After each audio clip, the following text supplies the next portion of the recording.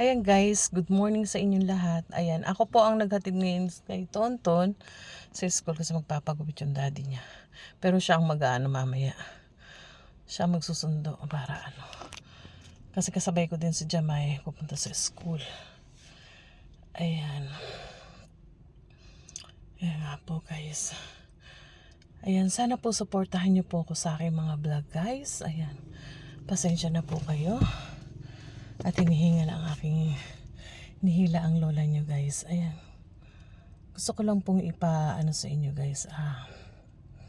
Na ginagawa ko po itong pagbablog na to ay para sa pamilya ko. Unang-una sa pamilya ko. At makatulong din sa kapwa ko. Ayan. Matulungan ko yung aking mga magulang. Yung aking mga anak ay mapag-aral ko. No? Dahil po sa panahon ngayon po guys ay parehas po kami walang ano ng aking asawa. At hindi po enough yung ano namin, yung kita namin sa ano, tatlo pa po kasi ang aking nag-aaral na senior high school. And then next year may college na uli ako isa. Ayun guys.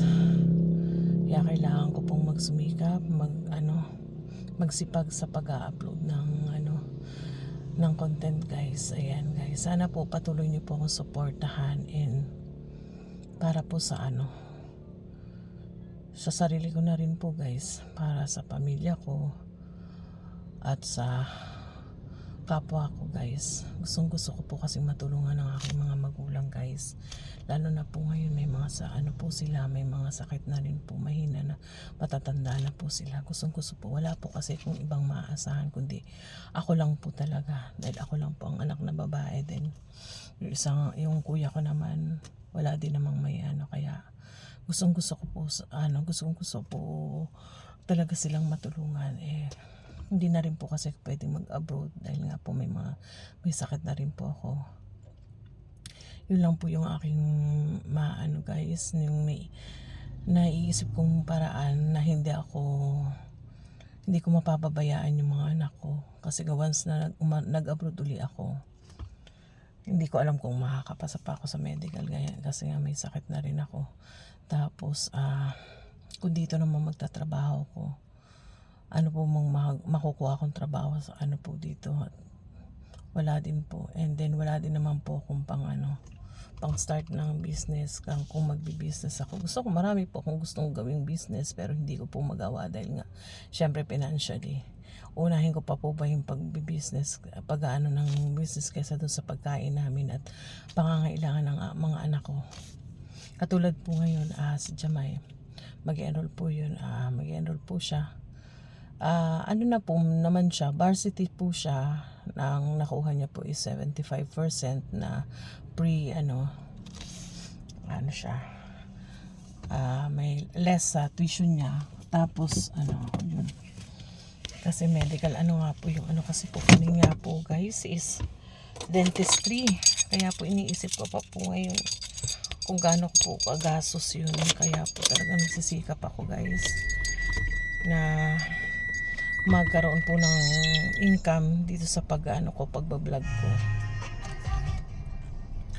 Kaya po pasensya na po kayo kung talaga ito lang po talaga yung naisip ko na hindi ko mapapabayaan yung mga apo ko at yung mga anak ko, yung mga bababantayan ko pa sila at yung at the same time may pwedeng kumita. Alam ko naman po marami pong ito po yung pinagkakakitaan nila, yung pagbablog guys. Kaya po sana supportahan niyo po ako guys sa pagbablog ko para sa pamilya ko guys and para sa aking mga kapwa na nangangailangan din ng tulong. Tutulong po talaga ako once na meron na po akong income, meron na po akong kita.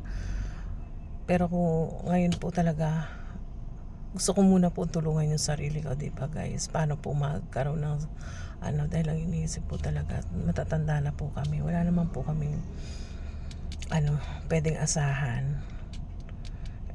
Talaga gusto ko matulungan ang aking mga magulang. Yun po talaga yung gusto ko matulungan yung magulang ko, matikman man lang nila yung kaginawa at saka maibigay ko po. Kasi ngayon po hindi po ako nakakapag may mga maintenance po sila. Hindi na rin po pwedeng magtinda ang mama ko at may sakit na rin po. May hypertension po siya, tsaka may mahina po yung niya, may na po siya sa puso guys, kaya hindi siya pwedeng mapagod ng sobra guys. Kaya yun ang tapos ang papa ko naman kahapon nga guys, tumawag sa akin ang mama ko na may masama daw, may sakit daw ang papa ko, pero wala po akong may bigay. Napakahirap po sa sitwasyon ko bilang anak na gusto mong tulungan yung magulang mo pero hindi mo magawa dahil wala kang kakayanan. Ang sakit po sa dibdib kapag wala ako. Gusto ko po siyang ipagamot dahil may nararamdaman po, sumasakit yung niya, tiyan niya, sumasakit yung niya at tapos nilalagnat siya guys. Ayan. Tapos tumawag sa akin ng mama ko pero wala po akong may tulong ngayon sa kanya dahil nga po dumadaan po kami sa krisis ngayon. Lahat po ng yung mga anak ko po ay walang trabaho. Dalawa pong anak ko nawalan po ng trabaho, kaya hindi po nakakatulong sa amin, hindi nakakatulong sa gastusin guys sa mga pangangailangan. Kaya talagang kaya dumadaan po kami sa krisis talaga.